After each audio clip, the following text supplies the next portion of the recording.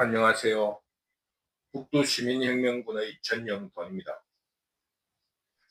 이번 시간에는 윤석열의 비상계엄령의 선포 이후 무엇이 달라졌는가, 이런 주제로 여러분과 의견을 나누어 보기로 하겠습니다. 윤석열 대통령이 비상계엄령을 선포하면서 나타난 정치적 효과가 성공적이었는지에 대한 여부는 알 수는 없지만 정치 환경과 내용이 바뀐 것은 사실입니다. 변한 것이 여러 가지 있지만 북두시민혁명군이 세 가지를 간추려서 말해보도록 하겠습니다.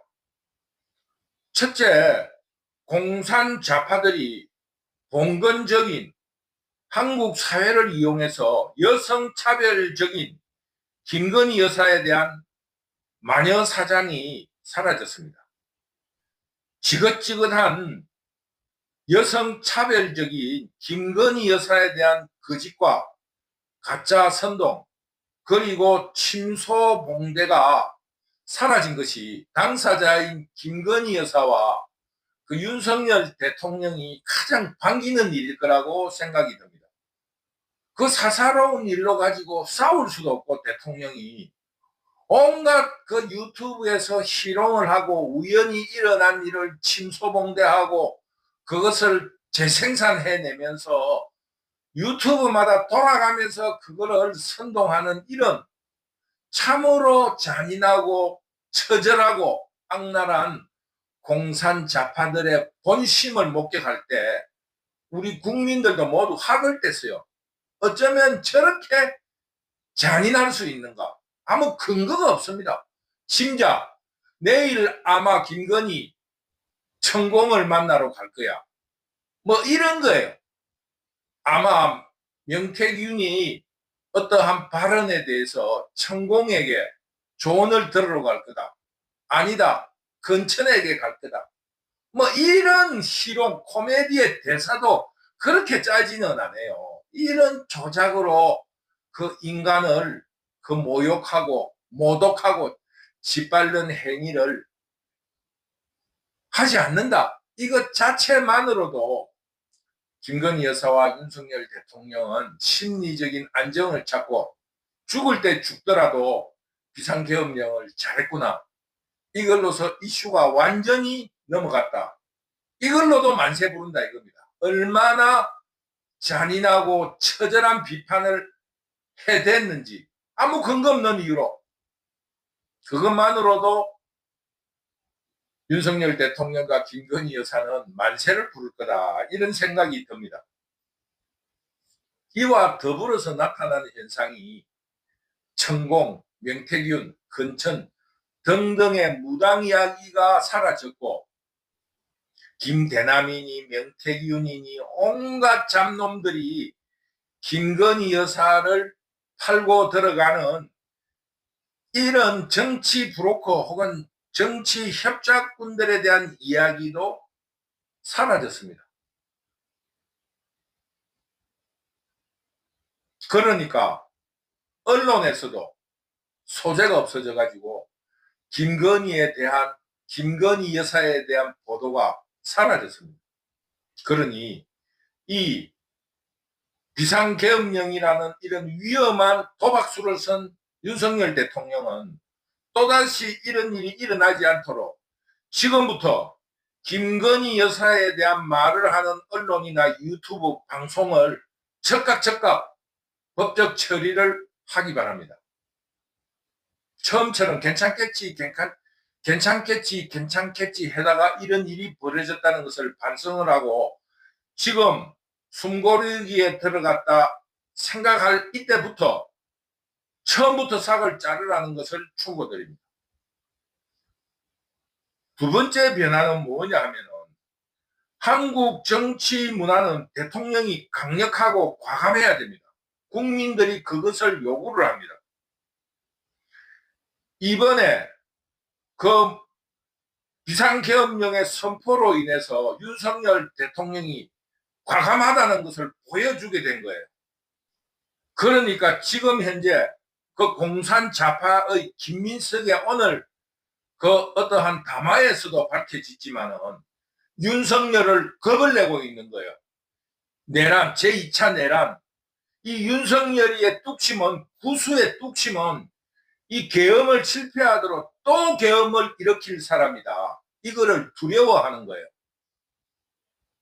그런데 실질적으로는 비상계엄령 선포가 너무 뜬금없이 시도되었고 또 실패했기 때문에 조금 코미디적인 부분이 없지 않아 있어요. 어이없다 이거예요. 그러니까 이 공산자파들이 아주 조심스럽게 윤석열을 희롱하는 게 이게 감정적이다. 술을 먹고 김건희와 부부싸움 하다가 훅해서 저질러진 아주 프라이빗 사적 생활의 연장이다. 이래서 되겠느냐. 이런 김건희와 윤석열의 음주를 연결시켜서 이런 희롱을 하는 것을 본 적이 있습니다. 그러나 그것도 이제 조용히 해졌습니다. 왜? 윤석열 대통령의 그 뜬금없이 과감한 것에 대해서 그리고 극약 처방에 대해서 두려움을 가지게 된 겁니다. 그러니까 이런 코미디적인 요소를 줄이고 윤석열의 강력한 리더십 그리고 과감한 행동을 좀 미화시켜서 스토리화하고 리더십을 강화하는 선전선동에 조금 주력을 했으면 좋겠다. 이런 생각을 하고 있습니다. 그러면서 이런 강력하고 과감한 어떤 행동에 대해서 조심을 하게 되니까 지금 전국의 주도권이 윤석열에게로 돌아온 겁니다. 윤석열이가 지금 무슨 행동을 하고 있는가. 예전에는 무차별적으로 희롱을 하고 그 무시를 하더니 이제는 윤석열이의 말과 행동을 주시하고 있다는 겁니다. 그것이 바로 주도권 아닙니까? 그 사람들이 윤석열이를 무시하고 자기 마음대로 하다가 이제 윤석열이가 죽기 살기로 이제 과감하게 마음대로 하겠다라는 이런 두려움이 있는 겁니다. 그러므로 이번 탄핵이 거부되고 탄핵이 부결되고 또 지금 한동훈이에 의해서 시간 벌기와 책임 총리제 등을 이렇게 거론하게 됨으로써 윤석열이의 지금 비상계엄령에 대한 과호는 사라졌습니다. 이게 특별검사 제도에 의해서 사법적으로 넘어간다 하더라도 이것은 다툼의 요지가 분명히 많이 있습니다. 불법적인 요소가 전혀 없습니다. 그러니까 윤석열에게 기회가 올 수 있다. 주도권을 쥐었다. 이게 비상계엄령 선포 이후의 변화입니다. 세 번째는 윤석열의 어떤 탄핵이라든가 윤석열에 대한 비판이 그 원내 국회라든가 제도권 내에서 일어난 것에서 벗어나서 장외 군중 집회의 대결로 확장됐다는 겁니다. 왜냐하면은 비상계엄령이라든가 탄핵의 문제가 앞에서 지적했다시피 사법적인 처리를 한다 할지라도 그 사법적인 처리는 다툼이 있기 때문에 결국 정치화된다는 것입니다. 국민들이 어느 편을 지지하느냐에 따라서 그 판결이 날 수 있다는 겁니다. 그러니까 지금 그 국민들의 지지라는 것을 선거로 할 수 없으니까 대중집회 혹은 군중집회 혹은 시위로 대결이 붙었다는 겁니다. 그런데 예전에는 자유우파가 그런 문제에 대해서 소극적이고 제도권 내로 밀어 넣으려고 노력을 했는데 지금 우리 자유우파의 군중 동원력도 이제 공산자파에 못지않다는 자신감으로서 우리 자유우파들이 그 대중동원의 그 대결을 응하겠다, 수용하겠다는 이런 입장을 가지고 있습니다. 좌우파 모두 군중 시위, 군중 동원에 대결을 하겠다고 합의를 봤다고 할 수 있습니다. 예전에는 자유우파들이 될 수 있으면 다수였기 때문에 제도권에서 하려고 했어요. 그런데 지금 현재는 그 다수가 공산 좌파이지만서도 실권은 대통령인 자유우파가 쥐고 있으니까 다수라면은 제도권으로 밀어였겠는데 이 제도권에서 승부를 내려고 하니 윤석열이가 워낙 과감하고 이제는 진검을 빼들고 진검 승부를 하려고 달라드니까 공산 좌파들이 두려움에 떨고 이 제도권 안으로 들어오지를 못하는 거예요. 물론 이런 이유와 함께 그 이재명의 방탄이 국회에서 할 일은 떠났다. 쉽게 말하면은 1심 판결이 2심에서 확정되면은 석 달 뒤에가 되면은 이재명의 정치 생명에 대해서는 판결이 나게 돼 있습니다. 그러니 이 국회 내에서 제도권 내에서 할 수 있는 일은 없는 겁니다. 뭐 재판을 더 연기할 수도 없고 이제 모든 것이 예전처럼 50억 클럽을 만들어서 매수할 수 있는 입장도 아니고 그 정치적으로 자기의 영향권에 있는 사람이 서로 알아서 사바사바하고 매수를 하고 알아서 해야 되지. 지금 이재명이가 모든 국민들이 시선이 깔려 있기 때문에 이 매수의 대상인 판사들도 자유롭지 못합니다. 그러니 이제는 제도권이 아니라는 그런 이유도 있고 앞에서 지적했다시피 자유우파도 거기에 대해서 맞대응을 했기 때문입니다. 물론 정기국회도 끝이 났고 그 정기국회를 통해서 검사를 탄핵하고 감사원장을 탄핵하고 예산을 입법 독재로서의 행포를 부리고 또 인사청문회를 통해서 대통령의 인사권을 방해하는 이 모든 행위를 끝냈기 때문에 국회에서 할 일이 없는 거예요. 이런 이유도 큰 이유 중에 하나라고 생각합니다. 이런 이유로 비상계엄령을 기점으로 장애투쟁, 군중집회로 옮겨갔다. 이런 변화를 느낄 수 있습니다. 첫째는 가짜뉴스, 침소봉대가 사라졌다. 두 번째, 윤석열 대통령의 과감성에 대해서 두려워하고 있다. 세 번째, 이제는 장외의 대결로 바뀌었다는 이 세 가지의 중요한 정치적 변화를 읽을 수가 있습니다. 이런 공산 좌파들의 변화에 따라서 우리 자유우파도 그 대응을 하기 위해서 변화해야 됩니다. 이 변화에 있어서는 지금 현재 자유우파는 윤석열 대통령 탄핵 부결에만 초점을 맞추면은 그 초점이 너무 작습니다. 범위가 너무 작습니다.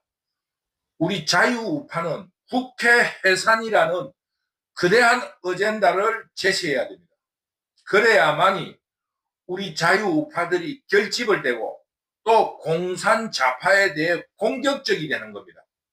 탄핵 부결에만 맞춰 있으면 수비적인 것이 되기 때문에 지킬 수는 있지만은 공격할 수가 없기 때문에 우리가 이겨낼 수 없습니다. 그러니까 우리가 무승부를 만드는 게 아니고 이겨야 하는 입장에 있다 하면은 공격적인 목표를 갖추자. 그게 바로 국회 해산 운동입니다. 국회 해산 운동에 나섭시다. 이런 뚜렷한 목적 의식이 있어야만이 자유우파가 결집됩니다. 그러므로 자유우파 유튜브라든가 시민단체 등의 오피니언 리더들은 서로 이런 전략적인 문제라든가 목표를 공유를 해서 우리 자유 시민들의 지지를 얻어서 공격을 해 나가자 이겁니다. 탄핵 부결은 수비적이라 이겁니다. 그것은 잘해야 이기고 잘해야 무승부인데 공격을 하면 이길 수 있습니다. 그러므로 우리 자유우파의 군중 집회의 목적은 윤석열 대통령의 탄핵 부결이지만 여기에 덧붙여서 국회 해산이라는 큰 목표 아래 작은 목표로서 탄핵 부결을 설정했으면 좋겠다. 이것이 북두 시민혁명군의 주장입니다. 이런 오피니언 리더들과 유튜버들의 공유에 의해서 우리 자유우파들이 일치를 이룰 때 거대한 힘을 발휘할 수 있다, 이렇게 생각합니다. 그러면서 이런 정치적인 상황의 변화에 따라서 지금 현재 상황이 어떻게 됐느냐, 그동안에 이재명을 비롯한 공산 좌파들이 공격을 하고 우리 자유우파들이 수비를 했다고 하면은 이 비상계엄 선포 이후 공수가 바뀌었습니다. 어떤 사람들은 지금 내란 혐의라든가 이런 걸로 인해서 윤석열이를 탄핵시킨다든가 감옥에 잡아 넣을 수 있다는데, 이것은 비상계엄 선포 이후에 생긴 공격 요소가 아닙니다. 그것은 총선에서 절대 다수를 차지했을 때부터 야당이 공격을 해온 겁니다. 탄핵. 그러나 우리 자유파가 잘 견디고 있었고, 또 공산 좌파들은 그 탄핵의 공격 시점을 기다리고 있었다고 할 수 있습니다. 이것이 비상계엄 선포로 불이 붙었다고 할 수 있어요. 그러니까 이게 새로운 공격술이 아니라는 겁니다. 그러니까 비상계엄 선포 이전의 공산 좌파들의 탄핵의 구호는 좀 공격적이었다면은, 공산 좌파들이 부르짖고 있는 지금 탄핵은 조금 수비적이라 할 수 있어요. 윤석열 대통령이 제2의 비상계엄이라든가 혹은 내란을 일으키지 못하게끔 이런 견제의 기능을 하고 있다, 이겁니다. 그 성격이 조금 다르다, 공수가 바뀌었다, 이런 의미를 가지고 있다, 저는 그렇게 생각합니다. 이런 이제 문제에 있어 가지고 또 하나의 문제가 생긴 게 뭐냐, 그 대중 집회, 군중 집회로서 장외로 싸움의 장이 바뀌었다. 그러면서 공산 좌파가 수비화되고 윤석열 대통령을 중심으로 한 자유우파가 공격이 시작되었다. 이 공수가 바뀌었다. 이러면서 제도권을 벗어난 언론, 유튜브들의 그 공산 좌파들의 활약이 시작되었다고 할 수 있습니다. 그러니까 공산 좌파들이 진지에 숨어 있던 모든 그 어떠한 세력들이 총동원령이 내려졌고 총 공격을 시작하려고 하고 있습니다. 왜? 수세에서 벗어나려고 하니까. 그래서 그들은 가짜뉴스, 침소봉대, 편파보도 등등을 통해서 이 자유우파를 제압하려고 할 겁니다. 그러나 이 총선 이후 혹은 대통령 당선 이후 그 대선 승복을 하지 않으려는 목적으로 그 언론들이 끊임없이 가짜뉴스와 침소봉대, 편파보도를 해왔기 때문에 국민들이 이제 피로감을 가집니다. 너무 잔인하고 너무 악질적이다, 전혀 근거 없는 이야기로 지금 대통령을 괴롭혀서 국가를 3년 동안 망치고 있다, 국정을 방해하고 있다, 이런 인식을 가지고 있습니다. 그러므로 국민들에 대한 가짜 선동은 그렇게 큰 효과를 발휘하지 못할 겁니다.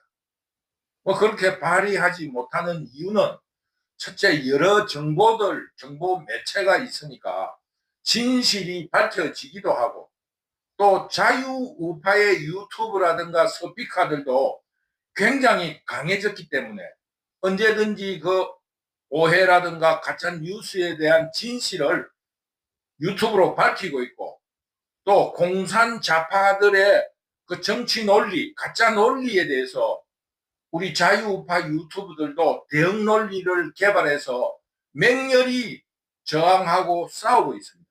그러므로 예전처럼 이 자유우파가 언론에서 크게 밀리지 않는다, 이런 점도 간과할 수가 없습니다. 그러니까 우리 자유우파들도 공산 좌파의 그 대중 집회 혹은 장외 투쟁에 대해서 응해 주겠다는 겁니다. 이러면서 그 공산 좌파들이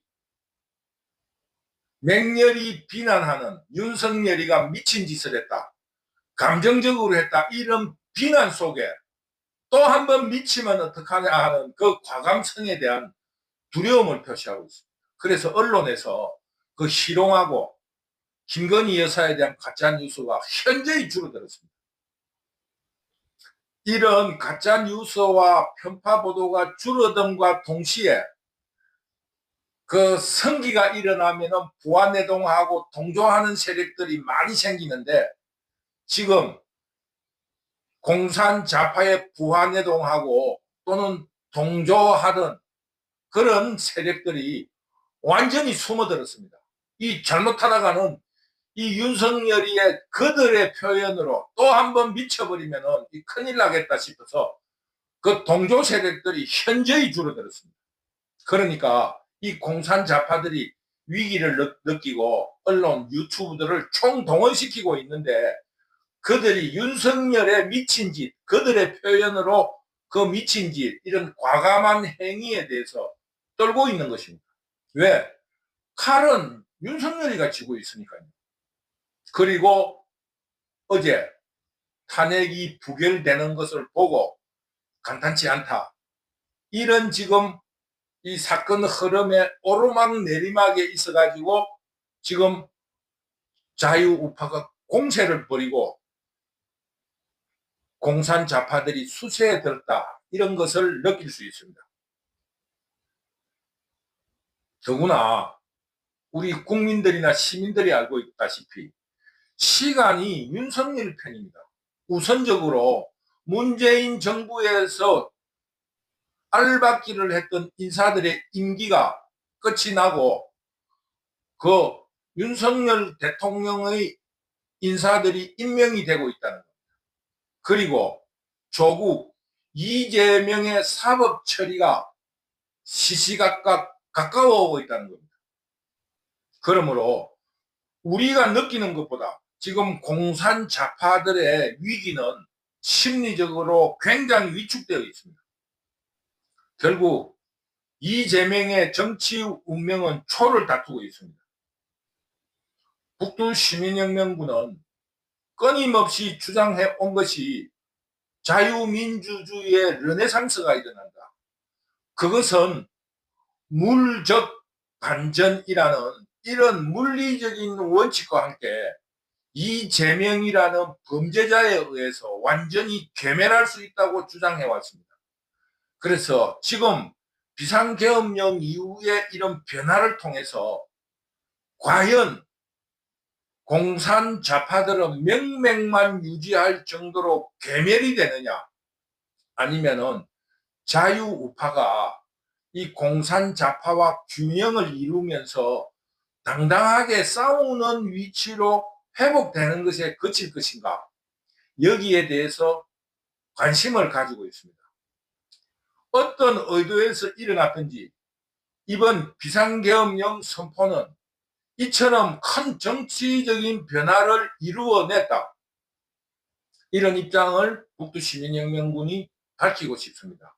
그것이 비상계엄령이라 하는 실제적인 효과인지, 아니면 그런 분위기가 있었는데 혹은 국민의 지지가 있었는데 비상계엄령 선포를 계기로 나타났는지는 좀 더 두고 봐야 할 것입니다. 그러나 이제 자유우파의 성기가 시작되었습니다. 지금 해야 될 일은 우리 자유우파들이, 그 자유우파의 오피니언 리더들이 그 어떠한 과제 혹은 정치 목적을 이렇게 발표를 하면서 우리 자유우파 시민들을 결속시키고 통합시키는 역할에 충실히 해줄 것을 당부드립니다. 오늘은 어제 공산 좌파들이 시도한 김건희 특검과 윤석열 대통령 탄핵의 부결을 보고 우리 자유우파의 기사회생, 죽었다 살아나는 이런 쾌감을 맛보았습니다. 이제는 고비를 넘겼으니까 자신감을 가지고 공산 좌파와 맹렬히 싸우도록 했으면 좋겠습니다. 오늘도 북두시민혁명군 유튜브를 시청해 주셔서 감사합니다. 감사합니다.